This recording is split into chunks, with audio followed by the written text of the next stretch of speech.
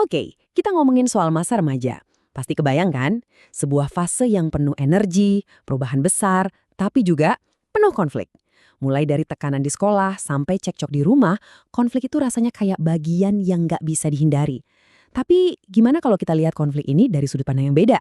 Bukan sebagai penghalang, tapi justru sebagai jalan untuk jadi lebih kuat dan tangguh. Yuk, kita bedah bareng-bareng.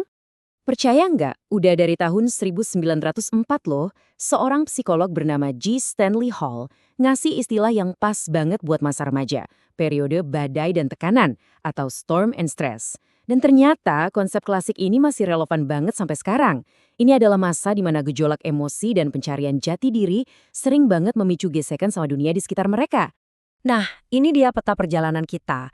Kita bakal mulai dari akarnya, badai dan tekanan itu apa sih? Terus kita lihat di mana aja konfliknya biasa terjadi. Kita juga akan bongkar dampaknya yang sering kali nggak kelihatan. Baru deh kita masuk ke solusinya. Gimana caranya bangun ketahanan diri dari dalam, sepenting apa peran lingkungan, dan yang paling keren, gimana cara mengubah konflik jadi sebuah kekuatan. Oke, kita mulai dari bagian pertama. Badai dan tekanan. Sebenarnya apa sih yang terjadi di fase ini? Fase ini ditandai oleh perubahan biologis, pikiran, dan sosial yang super cepat, yang ternyata mengerucut pada 3 area kesulitan utama. Jadi, badai dan tekanan ini tuh puncaknya ada di 3 hal. Pertama, ya konflik sama orang tua. Mulai deh tuh minta privasi lebih, mempertanyakan aturan, kedengaran familiar kan? Kedua, mood yang naik turunnya kayak roller coaster. Dan ketiga, mulai muncul perilaku yang berisiko buat ngetes batasan aja gitu. Nah, kombinasi 3 hal inilah yang bikin masa remaja itu jadi sangat menantang. Terus, badai ini paling sering muncul di mana? Jawabannya ada di 2 tempat utama, sekolah dan rumah. Yuk, kita bedah satu-satu. Di sekolah, salah satu konflik yang paling merusak itu namanya bullying atau perundungan. Penting banget buat kita ingat, ini bukan sekadar bercandaan biasa ya. Kuncinya ada di 3 hal, agresif, diulang-ulang, dan tujuannya emang sengaja buat nyakitin. Bisa fisik, bisa lewat omongan, bisa juga mental. Nah, coba lihat data dari KPAI ini. Oke, teman sekelas emang paling banyak, sekitar 42%. Tapi yang bikin kaget, hampir 30% pelakunya adalah guru. Ini jadi pengingat penting kalau ancaman itu bisa datang dari mana aja, bahkan dari orang yang seharusnya melindungi kita. Sekarang kita pindah ke arena kedua, rumah. Konflik di keluarga itu bisa jadi rumit banget. Kenapa? Karena biasanya ada 2 pemicu utama. Satu dari luar, misalnya kejadian besar kayak perceraian orang tua. Satunya lagi dari dalam diri si remaja itu sendiri, yaitu dorongan alami mereka buat jadi mandiri dan pegang kendali. Biar kebayang skalanya, lihat angka ini. Menurut BPS, ada lebih dari 447.000 perceraian tiap tahun di Indonesia. Itu banyak banget. Dan yang lebih bikin miris, banyak dari angka ini adalah keluarga yang punya anak remaja. Di balik statistik ini, ada ratusan ribu anak muda yang dunianya jadi goyah. Semua konflik ini, baik di sekolah maupun di rumah, jelas ninggalin bekas luka. Tapi luka yang paling bahaya itu justru yang nggak kelihatan mata.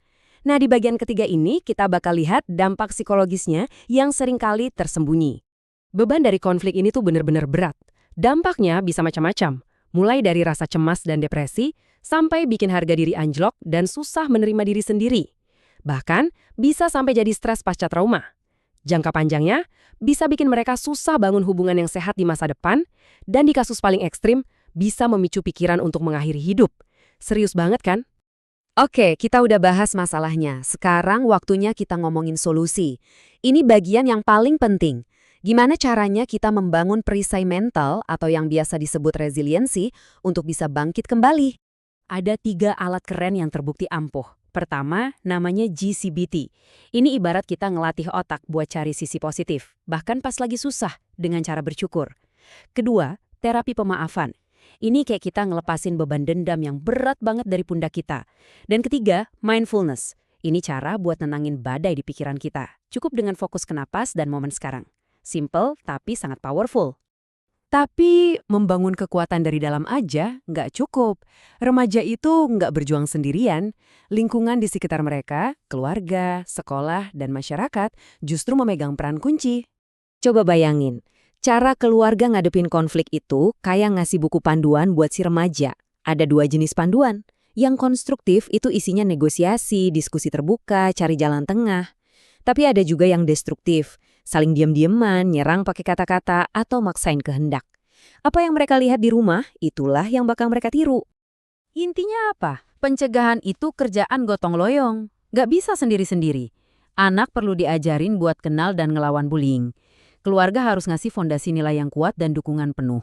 Sekolah wajib bikin program anti-bullying yang benaran jalan. Dan masyarakat sekitar perlu ikut jadi jaring pengaman. Ini kerja tim, semuanya harus bergerak. Sekarang kita sampai di bagian akhir dan ini mungkin bagian yang bakal ngubah cara kita mandang masalah. Gimana kalau kita coba lihat konflik bukan sebagai hal yang 100% buruk? Gimana kalau justru konflik itu adalah sebuah kesempatan? Ternyata, konflik itu bisa jadi semacam media pembelajaran. Saat dikelola dengan benar, setiap perdebatan itu bisa jadi latihan. Latihan negosiasi, latihan buat ngerti sudut pandang orang lain, latihan cari jalan tengah. Justru dari sinilah ketahanan diri atau resiliensi itu terbentuk dan jadi semakin kuat. Jadi, pertanyaan penutupnya buat kita semua, baik sebagai orang tua, guru, teman, atau bagian dari masyarakat. Bagaimana kita bisa bantu ubah setiap konflik yang dihadapi remaja, bukan jadi titik henti, tapi jadi batu loncatan yang bikin mereka lebih kuat, lebih bijak, dan lebih siap menghadapi dunia